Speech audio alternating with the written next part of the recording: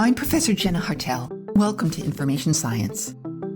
Information as Thing is one of the most celebrated articles in the information science literature. Members of the ASIST board named Information as Thing the best paper to appear in the Journal of the Association for Information Science since its founding in 1950. It has more than 10,000 citations in Web of Science, though its popularity may be waning as scholars come to favor more socially and culturally sensitive conceptions of information. Yet, on account of its memorable title and its accessible multi-type definition for information, Information as Thing remains a persistent publication and idea. Information as Thing. This paper is almost universally assigned to students in their early formative days of joining the field. The 10th episode of my What Makes This Paper Great series features Information as Thing and explores its origins, construction, highlights, problems, and what makes this paper great.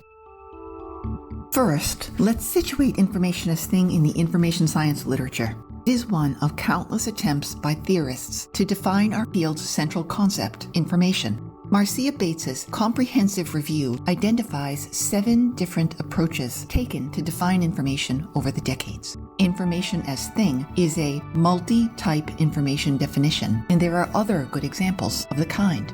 Versig saw information as derived from 3 sources: generated internally by mental effort, acquired by sheer perception of phenomena, and through communication. Dervin named Information 1 as external reality, Information 2 as an internal reality, and Information 3 as the procedures used to reconcile these 2 worlds.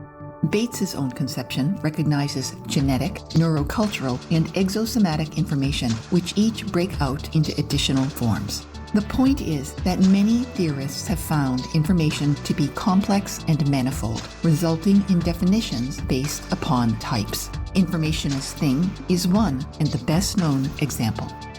Now, let's consider the paper's author and its research method. Michael K. Buckland was born in the United Kingdom, worked at Oxford's Bodleian Library, and obtained a PhD from the University of Sheffield. Buckland's career mainly unfolded in the US as a high-ranking academic librarian and as a researcher, educator, and ultimately dean at the University of California's Berkeley's School of Information.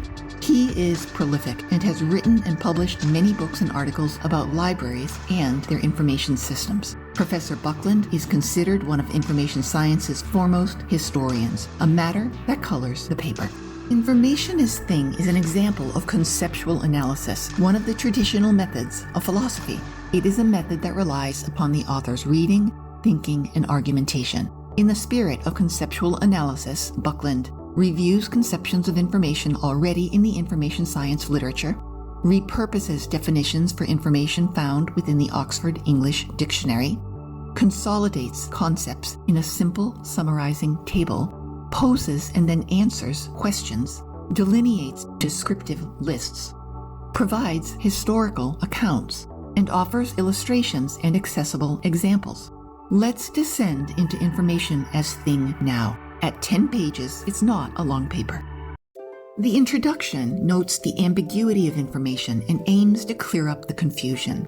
With some inventive wordsmithing and language drawn verbatim from the Oxford English Dictionary, Buckland proposes a threefold conception. Information as process is the act of being informed, as when being told something or learning. Information as process has dynamic and human qualities. Information as knowledge refers to that which one is apprised or told. It is what one learned. Information as knowledge has personal, subjective qualities and exists in the mind. Information as Thing are objects attributed as being informative and imparting knowledge. Information as Thing has a material quality. Statistical data, textbooks, encyclopedias, statutes, photographs, and museum artifacts are provided as examples. Buckland protests that information theorists of his day have been overly dismissive of information as thing. He argues that it deserves more attention because it is the only type of information that can be collected in libraries and information systems. He consolidates these new concepts in a table that distinguishes intangible from tangible modalities of information and processes versus entities. The table gives rise to a fourth phenomenon, that is, information processing, the dynamic but not human manipulation of information. Today, we might call this artificial intelligence. In a subsequent section, Buckland adds that information as thing is synonymous to evidence. I believe part of this paper's success is that its big idea appears within the first 2 pages. The next section expands upon the different manifestations of information as thing.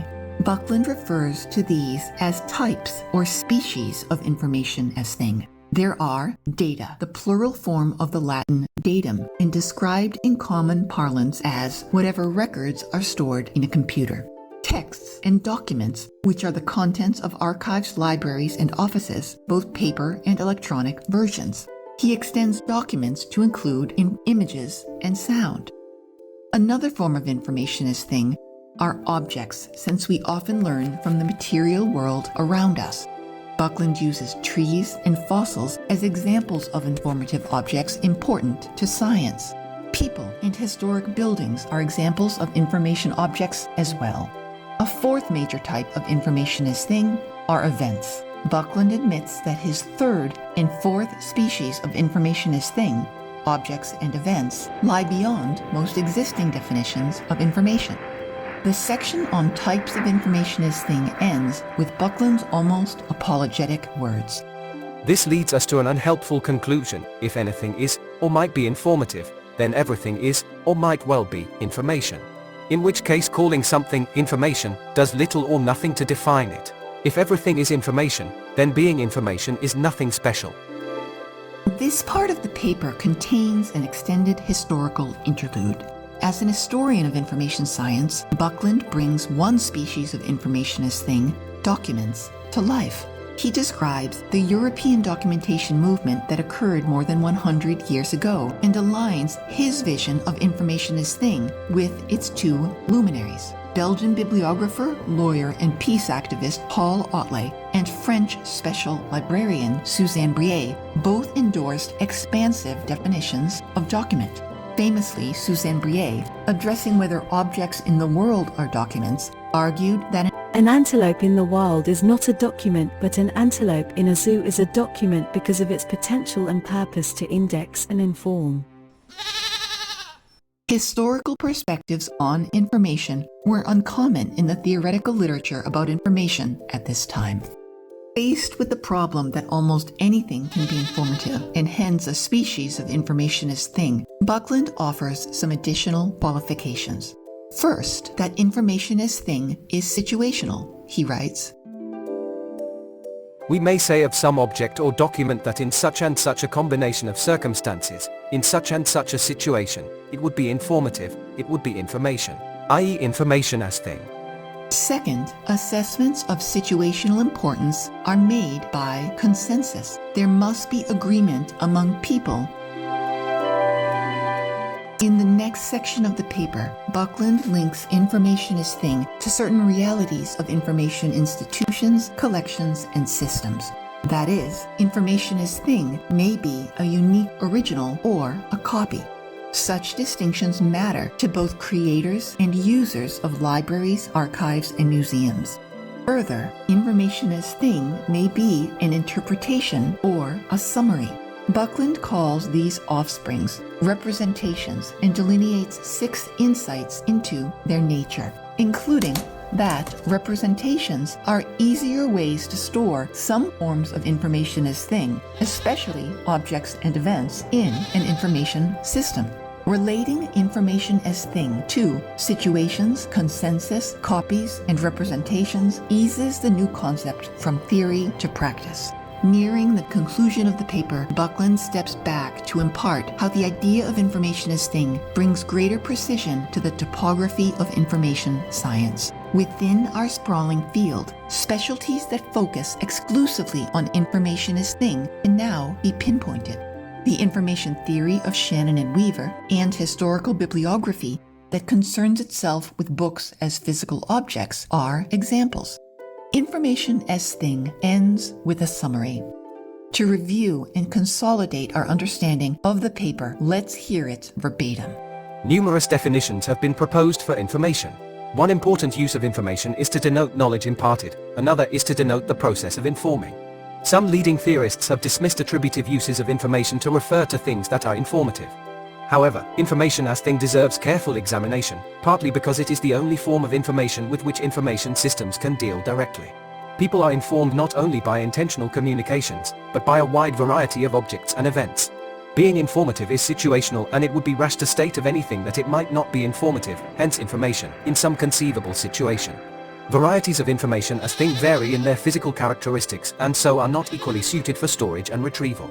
However, there is considerable scope for using representations instead.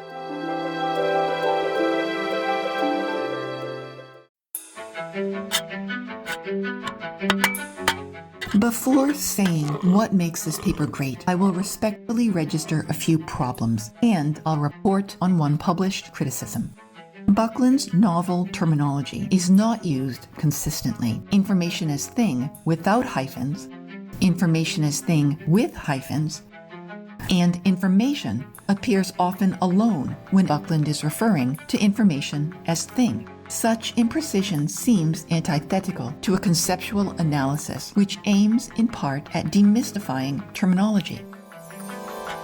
Information as thing and its four species are not convincingly distinguished. Soon after declaring the categories, Buckland writes, "It is wise not to assume any firm distinction between data, document, and text.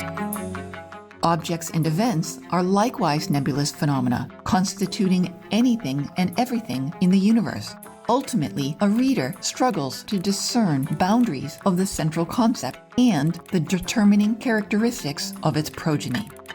In a letter to the journal soon after the paper's publication, Dr. Emil Yerke protests that centering information science on things is not ideal for a field that needs to keep its attention, concepts, and measures on people. Despite these problems, here's what makes this paper great and one of the most popular papers in information science. Within 10 pages, Information as Thing introduces many of the central concepts of information science. It posited a widely resonant, multi-type conception of information that is inherently spacious and relatively welcoming. It has paved the way for diverse conceptions of information that today includes embodied and even spiritual information. Buckland inserts a new historical perspective into the theoretical conversation about information, stirring curiosity about other histories of information. Situation and consensus as qualifiers of information as thing impart important social, cultural, and critical dimensions to information.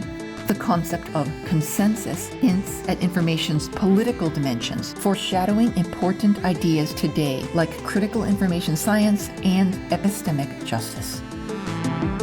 Michael Buckland is a dedicated thinker about the foundations of information science. His 2017 book, Information in Society, revisits many of the themes from Information as Thing. Information as And thing. contains striking block quotations. It won ASIS's Best Information Science Book Award in 2018. Thanks for watching this episode of What Makes This Paper Great. Please comment, like, and share this video, and subscribe to INFIDEOS to learn more about information science.